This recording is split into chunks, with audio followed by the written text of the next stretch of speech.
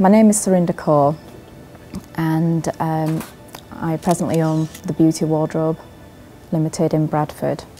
I got married very young. I came out with just basic CSEs back in the days, and I think I always wanted to become a beauty therapist, but my parents wouldn't allow it at the time. 11 years into that marriage, my marriage broke down, and I think I was more determined as the 11 years that I was in this marriage kind of made me who I am today. I think I grew stronger and I fought for my rights and decided that once when I came out of this marriage that this is what I want to do, so I threw myself into college. What was meant to be only a 2-year course ended up like a 5-year course. I ended up studying for my degree. I didn't think that I had it in me, but it took me 2 years to kind of calm down and enjoy what I was doing. I think I spent most of my time crying at college as well, thinking I couldn't do it. As soon as I'd actually qualified on my BTEC National Diploma, I was given the opportunity to open up a very, very small salon on a rental basis. For the first 6 months of that business, I did struggle. There was no advertising, it was just word of mouth. And those that found me came to me, and gradually the business started to grow. A few doors away from where I was working, I used to go to the local sandwich shop, and I used to walk past this shop, and I used to stand in the window of the shop. It was a plumber's merchant. I used to stand there and visualise that I'd love to own this shop one day.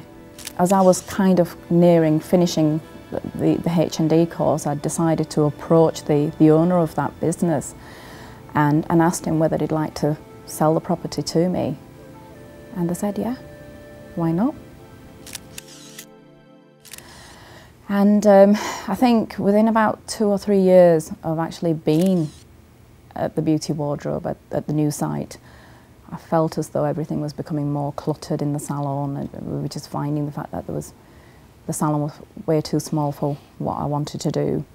In 2005, I had the opportunity to purchase the building next door. It was a bit of a struggle. I think I paid slightly more than what I should have done at the time. Then I was stuck, and I had to just sit back and just continue working in the salon until I was financially able to approach my bank and consider them giving me a loan, which they did do 2 years on. And the refurbishment took place in 2007. They carried out the refit on the first floor of both buildings to knock them through together. Everything was hoarded up and boarded up inside, so our customers didn't want us to close. And we couldn't, because we would have lost business. You couldn't say to your customers, can you come back in 9 months' time when we're finished? You couldn't, so we had to carry on. When everything was complete upstairs, we swapped over. So we took the business, we wrapped everything up from downstairs, literally took it upstairs, and opened the doors from the rear of the building so our customers could make their way in while the front of the shop was all closed for trading. And we were only meant to be upstairs for about 2 to 3 months, and we found ourselves up there for about 9 months, just short of a year. And then I think panic kind of struck in, and kind of got scared, thinking, is it going to work? Is it not going to work? Are we going to get the client base in or not? And I think it was one of my therapists who made the decision, right, if we don't do it today, we don't go back down, we don't open up the doors, we're never going to do it. You're sitting in this comfort zone upstairs, Surinder. She could clearly see now the fact that, the workload was actually taking its toll on me, and it was stressing me out.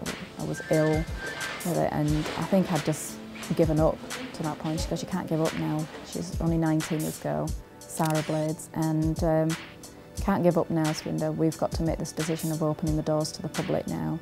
And it was 4 o'clock one Wednesday afternoon. It was one of our late nights. Went downstairs, put in a few furniture, and the moment we opened the door, somebody walked in straight away. It's like somebody was just waiting outside for the shutters to roll up and for the salon door to open. Within 10 minutes, somebody walked in and spent like £100. We all kind of looked at each other. And at the end of the night, we'd taken a considerable amount of money. And I think it was then that I kind of calmed down and kind of told myself, I've done it. I think if you're very, very passionate about something like I was, I think you should follow it through. I think if you can dedicate yourself to it and you believe the fact that this is going to work, it will work. You've got to have a positive attitude, and it's the hardest decisions, highs and lows that I've ever come across in my life. I'm quite amazed when I look back at what I've achieved, but never thought in my wildest dream that it would ever happen.